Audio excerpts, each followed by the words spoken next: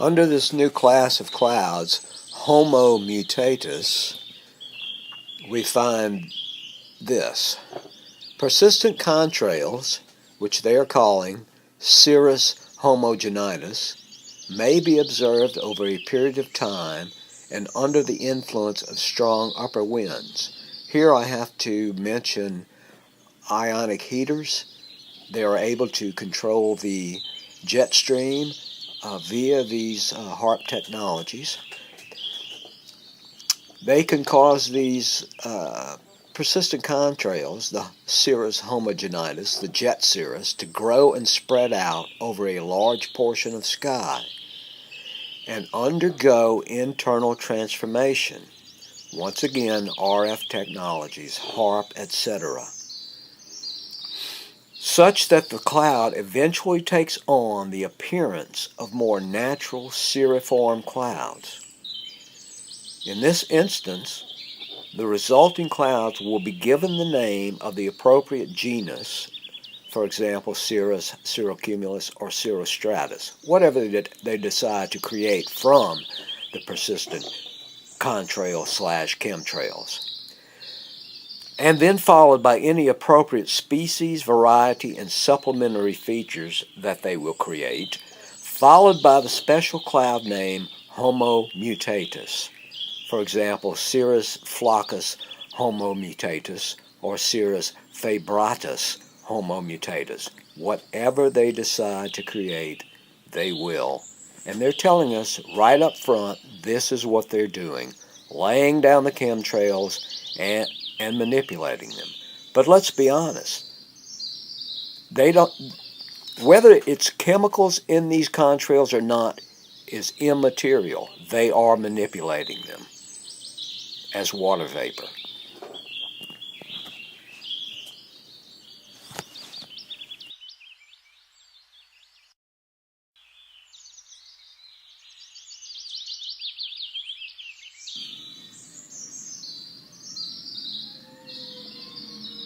This image is from the World Meteorological Organization's 2017 online cloud atlas. These persistent contrails, purposely created, are now officially clouds and will be manipulated and turned into other clouds according to the WMO's own admission.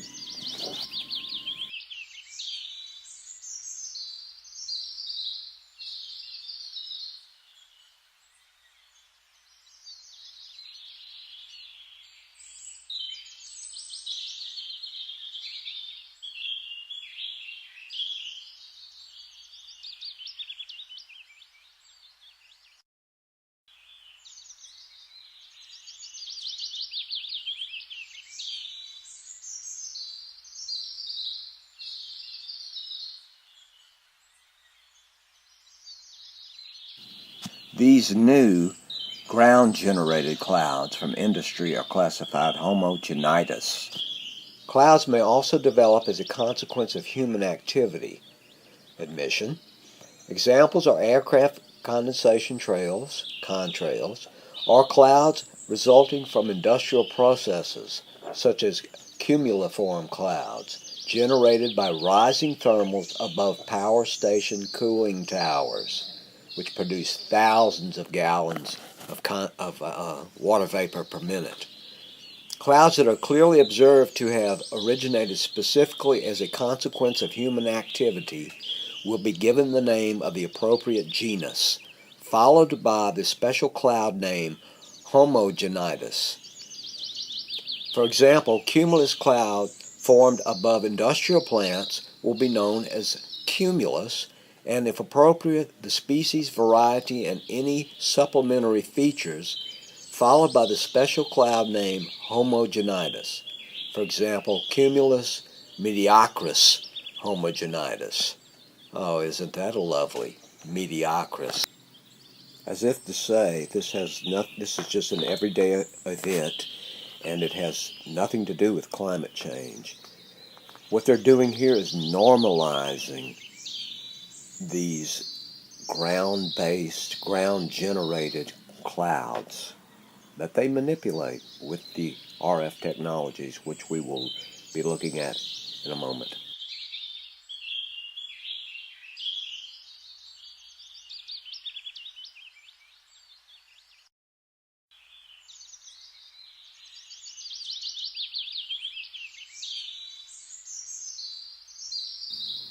Another new variety of cloud are generated or created by forest fires and volcanoes. We won't dwell on these, not knowing or having any direct evidence that the geoengineers actually create these events, although we do know through HARP technologies that they can create earthquakes, so why not volcanoes, and also why not start forest fires, right? Fits nicely into Agenda 21. But of course, I'm just speculating. We have no direct evidence of this, so we won't dwell on these types of clouds.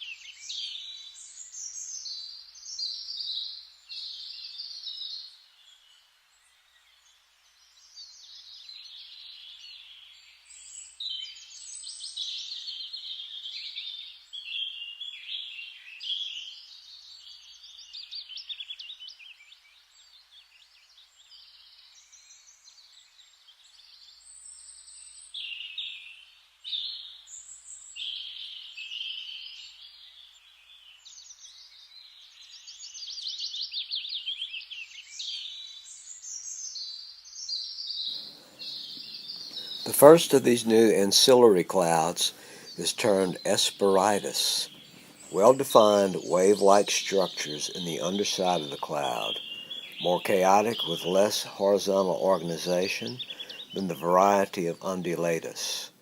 Asperitas is characterized by localized waves in the cloud base, either smooth or dappled with smaller features, sometimes descending into sharp points, as if viewing a roughened sea surface from below. Varying levels of illumination and thickness of the cloud can lead to dramatic visual effects. Now, how is this possible without some kind of stirring frequency? The only logical explanation for more chaotic weather is new inputs of energy. Okay, moving along. Cauda, a horizontal tail-shaped cloud, not a funnel, at low levels extending from the main precipitation region of a supercell cumulonimbus to the Murus wall cloud. It is typically attached to the wall cloud, and the bases of both are typically at the same height. Cloud motion is away from the precipitation area and towards the Murus, with rapid upward motion often observed near the junction of the tail and wall clouds, commonly known as the tail cloud. The natural world is now their physics lab. Here's an interesting one that occurs more frequently than you might realize. Cavum, or cavum, a well-defined, generally circular, sometimes linear, hole in a thin layer of supercooled water droplet cloud.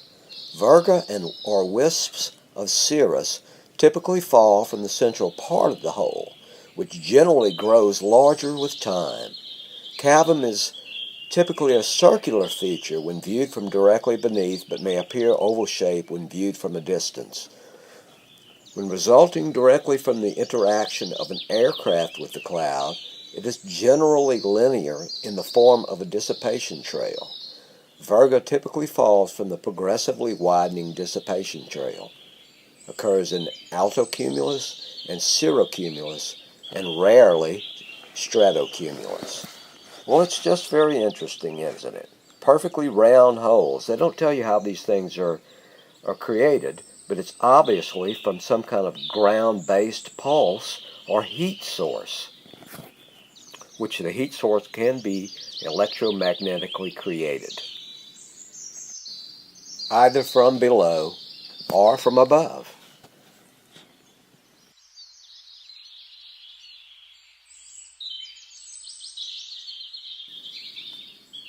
Our next new cloud is Fluctus, funny name, a relatively short-lived wave formation usually on the top surface of the cloud in the form of curls or breaking waves. Kelvin-Helmholtz waves. Occurs mostly with cirrus, altocumulus, stratocumulus, stratus, and occasionally cumulus. I don't know what to say about this one except that it's obviously from some sort of energy inputs. Our next new variety is flumen. Bands of low clouds associated with a supercell severe convective storm, cumulonimbus, arranged parallel to the low-level winds and moving into or towards the supercell. These accessory cloud form on the inflow band into a supercell storm along the pseudo-warm front. The pseudo-warm front. That's interesting. Pseudo means fake. Are they admitting that they generate this warm area that draws this phenomenon in? The cloud elements move towards the updraft into the supercell, the base being at about the same height as the updraft base. Note that the flumen are not attached to the Murus wall cloud, and the cloud base is higher than the wall cloud. One particular type of inflow band closed in the so-called beaver's tail This is distinguished by a relatively broad, flat appearance suggestive of a beaver's tail. Well, the thing that jumps out at me here is this pseudo-warm front, a fake warm front. That's what it appears they're saying. It appears to be a veiled admission of what they're doing.